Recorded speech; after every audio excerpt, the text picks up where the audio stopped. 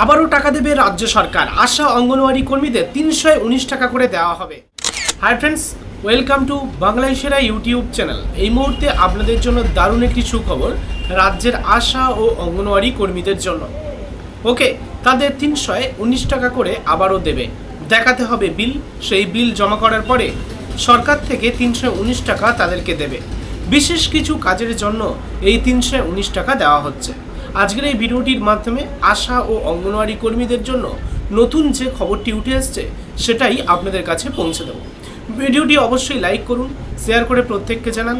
নিয়মিত চাকরি সংক্রান্ত এডুকেশন রিলেটেড গুরুত্বপূর্ণ নিউজগুলি দেখতে চ্যানেলটিকে সাবস্ক্রাইব করে রাখুন। তাহলে চলুন ডিটেলস দেখে নেওয়া যাক। ভিডিওর প্রথমে আপনাদেরকে জানিয়ে রাখি, 2025 সালে বিগত সরকারের আমলে আশা ও অঙ্গনওয়াড়ি কর্মীরা তারা মোবাইল ফোন, সিম কার্ড এবং রিচার্জের জন্য দীর্ঘদিন ধরে আন্দোলন করেছিল। দীর্ঘদিন ধরে আন্দোলন করেছিল সরকারিভাবে মোবাইল ফোন পাওয়ার জন্য, এছাড়া সিম কার্ড, এছাড়া রিচার্জের টাকাও যেন সরকার দেয়, এমনটাই জানিয়ে তারা বিক্ষোভ ও আন্দোলন করেছিল। পরবর্তী সময়ে 2025 সালেই 200 কোটি টাকা বরাদ্দ করে বিগত সরকার। 200 কোটি টাকা স্মার্টফোন দেওয়ার উদ্দেশ্যে বরাদ্দ করেছিল। পরবর্তী সময়ে রাজ্য সরকার তাদের হাতে তুলে দিয়েছিল স্মার্টফোন। কিন্তু এখন বিষয়টা হলো এটাই যে রিসেন্ট একটি খবর পাওয়া যাচ্ছে। আপনারা 17 তারিখ কিংবা 16 তারিখ, অর্থাৎ 16 কিংবা 17 আগস্ট যদি বর্তমান পত্রিকার আর্টিকেলটা দেখেন, আমি আর্টিকেলটা আপনাদের সামনে শো করাচ্ছি, আপনারা একটু দেখতে পাচ্ছেন এখানে হয়তো সম্ভবত। তো আপনারা একটু যদি লক্ষ্য করেন তাহলে দেখবেন যে সেই আর্টিকেলে উঠে এসছে এবার কিন্তু এই যারা নারী, শিশু ও সমাজ কল্যাণ দপ্তরে কাজ করেন এমন যেসব কর্মী আছেন, এখানে অঙ্গনওয়াড়ি কর্মীদের কথাই এই আর্টিকেলে উল্লেখ করেছিল। তো অঙ্গনওয়াড়ি কর্মী আছেন আমাদের এই রাজ্যে 1,04,077 এই রকম অঙ্গনওয়াড়ি কর্মী আছে আমাদের এই রাজ্য জুড়ে। তো সেই সব অঙ্গনওয়াড়ি কর্মীদের কিন্তু এবারে সরকার থেকে সিম কার্ড দেওয়া হবে। এই সিম কার্ড সরকার থেকে কেন দেওয়া হচ্ছে এবং সরকার থেকে সিম কার্ড দিলেও এই সিম কার্ড ব্যবহারের ক্ষেত্রে কিছু নিষেধাজ্ঞা আছে এবং সিম কার্ড ব্যবহারের ক্ষেত্রে কিছু গাইডলাইন আছে। ওকে, আপনাদেরকে প্রথমে জানাবো সিম কার্ড সরকার কেন দিচ্ছে, তাদেরকে অ্যাকচুয়ালি কোন কোন কাজে এই সিম কার্ড তারা ব্যবহার করতে পারবে এবং কোন কোন কাজে তারা সিম কার্ড ব্যবহার করতে পারবে না, এই বিষয়টা প্রথমে আপনাদেরকে তুলে ধরবো। তারপরে আসবো 319 টাকার গুরুত্বপূর্ণ একটি প্রতিবেদনে। আচ্ছা, প্রথমে আমরা দেখে নেব এই সিম কার্ড ব্যবহারের মূল নিয়ম ও শর্তাবলী কি কি আছে। এখানে বলা হয়েছে ডিপার্টমেন্টাল কাজে, নির্দিষ্ট কাজে এই সিম কার্ড ব্যবহার করতে পারবেন। এখানে বলা হয়েছে এই সিম কার্ড বা এই নম্বরটি শুধুমাত্র দাপ্তরিক কাজে যেন ব্যবহার করা হয়।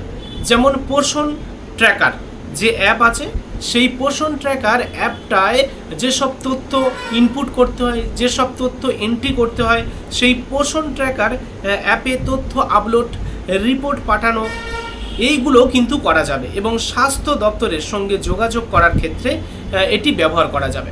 ওকে, স্বাস্থ্য দপ্তরের সাথে যোগাযোগ করার ক্ষেত্রে, পোষণ অ্যাপ ব্যবহার করার ক্ষেত্রে এই সিমটা আপনারা ব্যবহার করতে পারবেন। তবে ব্যক্তিগত কাজ করা যাবে না।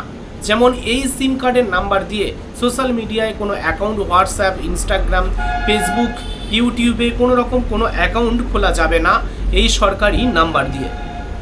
এছাড়া বলা হয়েছে সিম কার্ড হস্তান্তর সংক্রান্ত একটি গুরুত্বপূর্ণ বিষয়। হস্তান্তর নিয়ে এখানে কি বলেছে, বলা হয়েছে এটাই যে কোনো কর্মী যদি বদলি হয়ে যায়, কোনো কর্মী একটা সেন্টার থেকে যদি অন্য সেন্টারে বদলি হয়, বা কোনো কর্মী যদি অবসর নেয়, বা কোনো কর্মী যদি চাকরি থেকে রিজাইন দিয়ে দেয়, চাকরি ছেড়ে দেয়, সেক্ষেত্রে এখানে কি বলা হয়েছে, এই সব কাজের ক্ষেত্রে নম্বর বা সিম কার্ডটি পরবর্তী যে নতুন কর্মী আসবে তার হাতে যেন সিম কার্ডটি হস্তান্তর করে দেয় এবং তার কাজ সম্পর্কে তাকে যেন বুঝিয়ে দেওয়া হয়। যে কর্মী অবসর নেবে, যে কর্মী ট্রান্সফার হবে, তো সেই কর্মী অন্য কর্মীকে, অর্থাৎ নতুন যে কর্মী পোস্টিং পাচ্ছে, আপনার জায়গায় যে কর্মী কাজ করবে সেই কর্মীকে কিন্তু এই সিম কার্ডটা ট্রান্সফার করে দিতে হবে, তাকে বুঝিয়ে তাকে তার হাতে দিয়ে দিতে হবে, সে নতুন করে এই সিম কার্ডটা ব্যবহার করবে।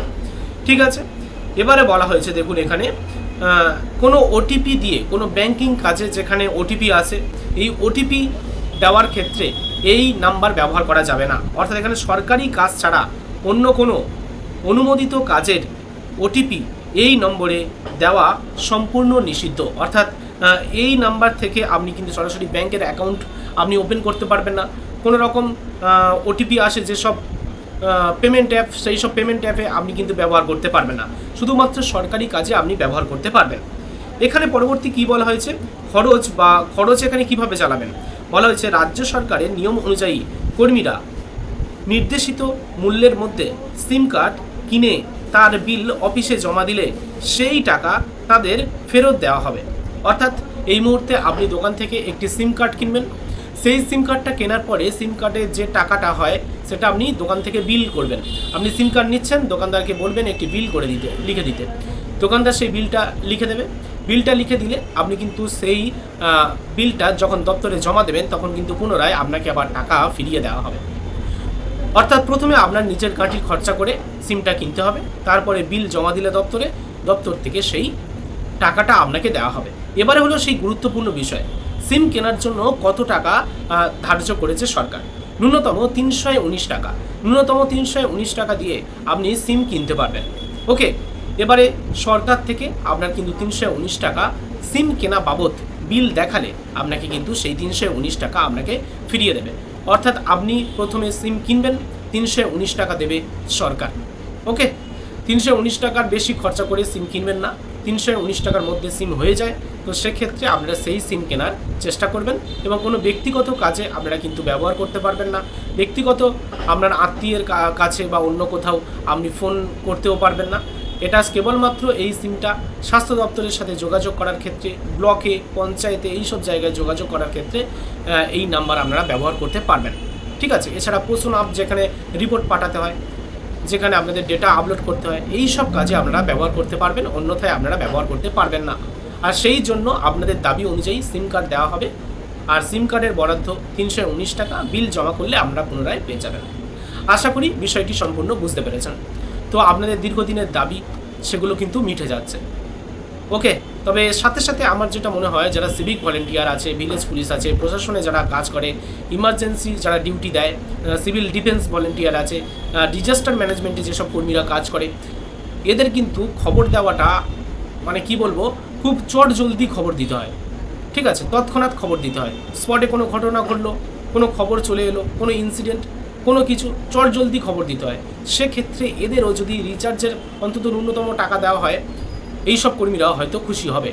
যদি ন্যূনতম রিচার্জের টাকা দেওয়া হয় তাহলে কিন্তু, যেহেতু বেতন কম, সেক্ষেত্রে ন্যূনতম যদি রিচার্জের টাকা দেওয়া হয় তাহলে কিন্তু সঠিকভাবে প্রশাসনিক কাজে সেই টাকাটা কাজে লাগবে বা সঠিক জায়গায় সেই টাকাটা লাগবে, এমনটাই আমার মনে হয়। যাই হোক, যেটা মনে হয় সেটা জানালাম, আর যেটা সরকার ঘোষণা করেছে সেটা আমি জানালাম। আশা কর্মীদের দিয়েছে, খুব ভালো কথা। অঙ্গনওয়াড়ি কর্মীদের দিচ্ছে, খুবই ভালো কথা। সাথে সাথে অন্যান্য সিভিক ভলেন্টিয়ার, ভিলেজ পুলিশ, এদেরও যেন দেওয়া হয়, দিলে ভালো হয়, এটাই হলো ব্যাপার। তো যাই হোক, আপনাদের জন্য সুখবর। ভিডিওটি ভালো লাগে লাইক করুন, শেয়ার করে প্রত্যেককে জানান। নিয়মিত আপডেটগুলি দেখতে চ্যানেলটিকে সাবস্ক্রাইব করে রাখুন। ধন্যবাদ।